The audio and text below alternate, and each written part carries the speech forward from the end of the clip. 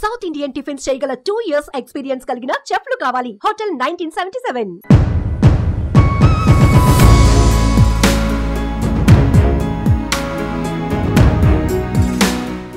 ప్రస్తుతం మనతో పాటు ఉన్నారు నరసరావుపేట పార్లమెంటు స్థానానికి టీడీపీ నుంచి బరిలో ఉన్నటువంటి సిట్టింగ్ ఎంపీ కూడా ఆయన లావు శ్రీకృష్ణదేవరాయ గారు. ఒక్కసారి ఆయనతో మాట్లాడదాం. సార్ నమస్తే అండి. నమస్కారం అండి. ఫైన్, మీరు ఎలా ఉన్నారు? యంగ్స్టర్ ప్లస్ డైనమిక్ ఇదే వినిపిస్తోంది అందరిలో కూడాను. మీ ప్రచారం ఎలా కొనసాగుతుంది చెప్పండి ఫస్ట్. ప్రచారం చాలా బాగా అవుతానే ఉంది. ప్రచారం అనేది ఏదో ఈ నెల రోజుల నుంచి చేస్తుంది కాదు, లేకపోతే నేను ఏదో అవైలబిలిటీ ఈ నెల రోజుల నుంచి ఉంటుంది కాదు. గడిచిన 5 సంవత్సరాల నుంచి మనం అవైలబుల్ గా ఉన్నాం ఇక్కడ ప్రాంతానికి. సో కొత్తగా ఏమీ ప్రచారం అనేది చేయాల్సిన అవసరం లేదు. ఆల్రెడీ ఇదివరకు ఏం చేస్తా ఉన్నామో దాన్నే కొద్దిగా ఎక్కువ చేయటం.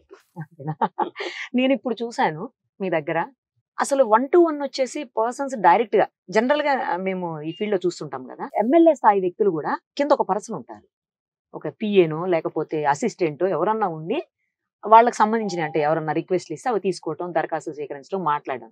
బట్ మీరు అలా కాకుండా 1-to-1 మీరే డైరెక్ట్ గా పర్సన్ టు పర్సన్ మాట్లాడుతూ వెళ్తున్నారంటే అసలు ప్రజలతోటి ఎంత దగ్గరగా ఉన్నారనేది నేను స్వయంగా నా కళ్ళారా చూశాను. మీకు అందరికి తెలుసు మేము అంటే విన్నాము, బట్ ఇప్పుడు విజ్ఞాన్ ఇన్స్టిట్యూట్స్ నడుపుతామని చెప్పి దాంట్లో కూడా అంతే. ఎవరు కూడా మన దగ్గరికి అపాయింట్మెంట్ తీసుకొని కానీ లేకపోతే వేరే కానీ రావాల్సిన అవసరం లేదు.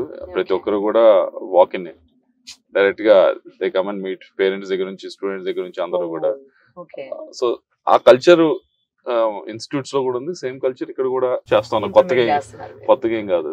అంటే కాలేజెస్ లో చేయటం వేరు, బట్ ఇక్కడ కాలేజ్ అంటే ప్రాఫిట్ మోటో, అక్కడ వస్తుంది మనకి, ఇక్కడ ఇవ్వాలి. అలా ఏం లేదు. కాలేజ్ అంటే ప్రాఫిట్ మోటో అని అనుకోవటానికి కూడా లేదు. మాది చూస్తే కనుక బుక్స్ చూస్తే కనుక లాస్ట్ విన్నానులేండి, చాలా మంది ఫ్రీ ఎడ్యుకేషన్ ఇస్తున్నారు. అదే యూనివర్సిటీ వైపు నుంచి మేము దాంట్లో నుంచి ₹1 ఇప్పుడు దాకా బయటకు తీసింది లేదు. మొత్తం ఆ డెవలప్మెంట్ కోసమే పెట్టాం ఈ 15 years నుంచి కూడా. సో అది ఎనీవన్ కెన్ చెక్.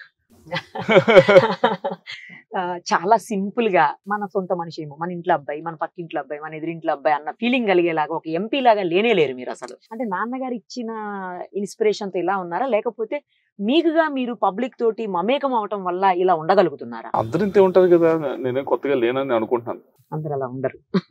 యంగ్స్టర్ కదా, కొద్దిగా ఈజీ టు మింగిల్ గానే మేము అందరం ఉంటామని నా ఉద్దేశం. ఈ రోజుల్లో అంత మరీ మనం గట్టిగా స్టక్అప్ అయి ఉండాల్సిన అవసరం లేదని నా ఉద్దేశం. ఇంకొకటి ఏంటంటే మీకున్న పాజిటివ్నెస్, అలాగే మీ గురించి పాజిటివ్ గా అందరూ మాట్లాడేది ఏంటంటే ఎక్కడ కూడా నోరు జారి పిచ్చి పిచ్చిగా మాట్లాడడం కానీ, లేకపోతే ఒకరిని అనవసరంగా విమర్శించడం కానీ, లేదంటే ఎదురుదాడికి దిగటం కానీ, ఇలాంటివి ఏవి కూడా చెయ్యరు. ఆయన ఏ పార్టీలో ఉన్నా కూడా, పార్టీలకి ఇర్రెస్పెక్టివ్ ఆఫ్ పార్టీస్ పక్కన పెట్టేద్దాం కాసేపు, పార్టీలకు సంబంధం లేకుండా కూడా చాలా మంచి పొలైట్ బిహేవియర్ ఉంటుంది అని చెప్పేసి అది చాలా మీకు పాజిటివ్ పాయింట్ తెలుసా? నేను భావించేది ఏంటంటే మనం అగ్రెషన్ అనేది మాటల్లో కాదు, అగ్రెషన్ అనేది మన చేతుల్లో ఉండాలి. అంటే చేసే వర్క్ మీద ఉండాలి. దాని తర్వాత మనం నెగోషియేట్ చేసేటప్పుడు ఉండాలి. కానీ అగ్రెషన్ అనేది మాటల్లో మాట్లాడేవాడికి అది చాలా ఈజీ పని. సో గట్టిగా బూతులు తిట్టేయడం అదంతా చేయడం అనేది చాలా ఈజీ పని. బట్ కష్టమైన పని ఏంటంటే ఒక పని తీసుకొని దాన్ని వెనక మళ్ళీ గట్టిగా పోరాడి తేవటం అనేది, లేకపోతే ఒక విషయం గురించి గట్టిగా ఆర్గ్యూ చేసి గెలవటం అనేది చాలా కష్టమైన పని. I prefer second one. Actually మీరు పార్టీ మారతారని ఎవరు ఎక్స్పెక్ట్ చేయలేదు స్టార్టింగ్ లో, ఎందుకంటే మిమ్మల్ని ఒక యంగ్స్టర్ గా ఫస్ట్ టైం ఎక్స్పెక్ట్ చేయలేదు. అవునా? ఇది బాగుంది. ఒక యంగ్స్టర్ గా మిమ్మల్ని చాలా ఆయన ప్రోత్సహించి జగన్ గారు మీకు సీట్ ఇచ్చి మిమ్మల్ని గెలిపించారు.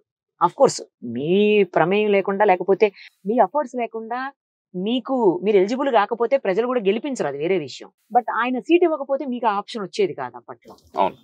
అలాంటిది పార్టీ మారతారని మీరు కూడా ఎక్స్పెక్ట్ చేయలేదన్నారు. ఎవరు ఎక్స్పెక్ట్ చేయండి. అన్ఎక్స్పెక్టెడ్ గా ఎందుకు పార్టీ కేవలం అక్కడ సీట్ ఇవ్వను అన్న దానికోసమే మీరు మారాల్సి వచ్చిందా, లేకపోతే మరి ఏదైనా రీజన్ ఉందా? సీట్ ఇవ్వను అనే దానికంటే కూడా మళ్ళా ఇస్తానన్న తర్వాత, కానీ ద హోల్ ప్రాసెస్ అదేదో 10 రోజులు జరిగిన ప్రాసెస్ కాదు, దాదాపు 7-8 నెలలు జరిగిన ప్రాసెస్ అది. ఆ 7-8 నెలలు కూడా డిఫరెంట్ ఆర్గ్యుమెంట్స్ పెట్టుకుంటూ వచ్చారు.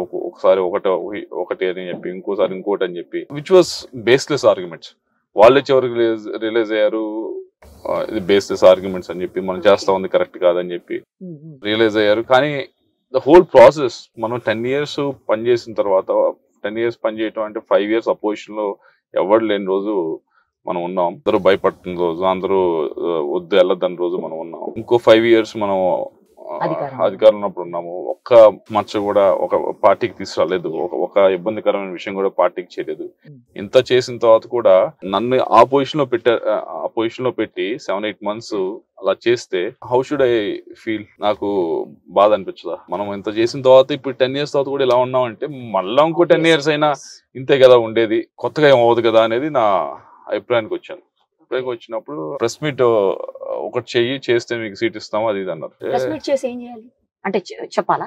సీఎం గారు అపాయింట్మెంట్ అయిపోయిన తర్వాత వచ్చిన తర్వాత బయటకు వచ్చిన తర్వాత నేను మాట్లాడటం జరిగింది. ఆ రోజు దాని గురించి ఖండిస్తూ మాట్లాడమన్నారు. నేను మాట్లాడనే చేయలేను అని చెప్పాను. సుమన్ టీవీలో మీ పర్సనల్ అండ్ బిజినెస్ ప్రమోషన్స్ కోసం కింది నెంబర్ కి కాంటాక్ట్ చేయండి.